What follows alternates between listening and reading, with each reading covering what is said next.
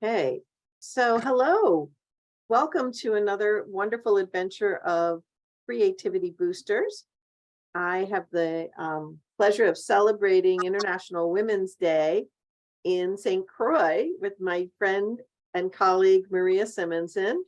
And she is originally from Sweden, but mostly resides in the US. I guess we Right. can say that. Yes, In that's the true. Potomac Park area. So Maria is very well known as a textile sculptor and artist, and is recently kind of gotten back into her interest in healing and has gone through a certification program to become an herbal medicine expert. So she is going to talk to us. Clinical herbalist. Clinical herbalist. Thank you. Everybody's got new names now. So welcome, Catherine. We're going to continue this little chat. And Maria, why don't you tell us what inspired you to stay in the creative field, but shift to a different type of creativity? It was my desire to shift my the textile work that I was doing to be more in line with Mother Nature, to be more earth friendly. So dyeing fabric with natural dyes and using lots of recycled materials, for example. So I started looking for inspiration on how to use natural dyes. Then it's not as simple as it sounds, because you got to use plants that dye the fabric, and that the dye stays in the fabric. It doesn't just wash out again. So here on St. Croix, we saw an advertisement for a workshop on medicinal and edible plants of St. Croix. So my husband and I signed up for it and spent a day with this young woman out in the rainforest where she lives. And we walked around on her property and looked at all the various plants that grow right there. Lots of them are weeds, like they usually are. And we tasted plants and we cooked with them. We made an oil. We made a salve and a couple of teas. So, and that, I thought, whoa, I really didn't realize all the wonderful, the breadth and width and the just amazingness of plants. Even though I've always loved nature, but kind of, in an average sort of way. So from there, I became her private student when we were here in St. Croix. And then I started looking for a place where I could go deeper, and found what's called MASH, Mid-Atlantic School of Herbalism, which is affiliated with the Smile Herb Shop in College Park, Maryland. And I went through a 3-year program there to become a certified clinical herbalist. And since that was in 2018, and since then I have kept studying and learning more, taking more classes, and also teaching and spreading the word myself about herbs and herbal medicine, and the benefits of using herbs for healing. Wow, that is such a cool story. So you never really know where your creativity is going to flow, do you? It's fantastic. Yeah, you just have to be open to it, I guess. Yeah, and they has to come at the right time. I could do this. That's right. Because I think that taking that 3-year chunk of devotion to study, and then as like any clinician, you have to continue the studies. So you're constantly learning new and exciting things. So maybe you could share with us from your beautiful garden view of the ocean there, something specific that we can learn today, and something that you can do at home. Yeah. So first of all, I'm going to show you my feet. Oops, the camera is, no, I guess that won't work. I have to turn the camera around. Can I do that? Let's see if here we go. Okay, here's the camera. I'm standing here, my feet on the grass, which is in itself a way of healing. Just to touch to touch the earth is a way to feel better. The connection with Mother Earth is a healing connection. So I encourage everybody to do that. It elevates your mood and it decreases stress. So just standing with your bare feet on the ground and breathing. Wow, that's a really easy thing we can all do, especially as the weather gets warmer. As spring hits the Northeast. Mm-hmm. All right, so standing with your bare feet on the ground, healing, lower stress. Lower stress. Love it. Yes. Love it. And the Japanese, and I would say the Swedes do that too. They do what they call forest bathing, where they go out in the woods and just experience the quiet, the smells, the sounds, and the vibration, the energetic vibrations of all the plants around. That sounds lovely too. So another tip for relaxation is walking in greenery, whether it's a botanical garden or just out in the woods. Absolutely. Or in your backyard. Mm-hmm. In your backyard, for sure. And then finally, I'm showing you here. This is a rosemary plant. It's like 3 feet tall, and it's amazing. It's growing right outside my house here. It looks very robust. Yeah, it's very robust. It's a super plant. And next to it, I have aloe. Aloe vera. But I'm going to talk to you. Yeah, also a nice healing plant. But I'm going to talk to you about rosemary.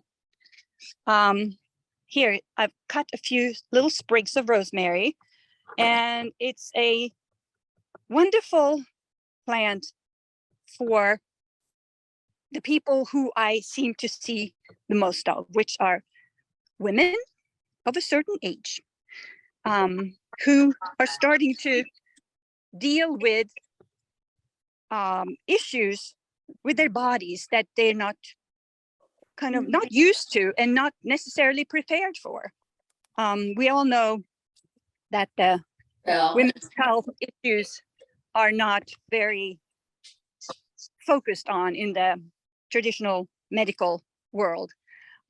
So rosemary is one of the plants that can be an ally especially for women, but for anybody who needs it, whatever. So rosemary has a wonderful smell, and that is a large part of its medicine, is the smell. If you breathe in rosemary, what you're breathing in is the volatile oil molecules of this plant, and they are released into the air if you rub it. And these are tiny molecules, and they go straight up your nose and up into your brain. They do what's called crossing the blood-brain barrier. And so there's a saying that rosemary is for remembrance, and it is actually true, because rosemary improves memory. It improves the circulation in the brain, and it actually, if you drink it as a tea, it has a direct effect on memory. And since it increases the circulation in the brain, it can also be very helpful for people who are suffering from migraines. Also, it's great for hair loss. If you take a tea and do a hair rinse with the tea, make a rosemary tea. Or there's also rosemary essential oils. The volatile oil from the plant can be harvested and concentrated. They become very concentrated, the essential oils, and you can use that dilute it in some carrier oil and use it in your hair, and that is also stimulating hair growth. Oh, okay. So memory and circulation, and it's great for digestion. And so drinking a rosemary tea is also uplifting. and it's a great antioxidant. You know, we all need antioxidants to fight off those pesky, what do you call them? I lost the word, the free radicals. And the energetics, when we talk about plants, we talk about energetics, which means in which way they affect the body. And rosemary is warming and drying. And so there are several ways to use rosemary that are really easy. You can use it in your cooking, of course. You probably have dried rosemary in your spice cabinet already. You can make a tea with it. You can make a tea with the dried rosemary from your spice cabinet, or get yourself a rosemary plant. They're very hardy. They're from the Mediterranean originally, so they like they don't need a lot of water. They like it dry and sunny, and they're pretty hardy. I don't think they would survive the winter outside, maybe in Maryland. I'm not sure. I've had some that have been robust for like 4 or 5 years, and then all of a sudden one winter, nope, not going to live. Right. Yeah. Yeah. But they're not expensive either. I mean, you know, No. for $5 or something, you can get a pot of rosemary. Yes, exactly.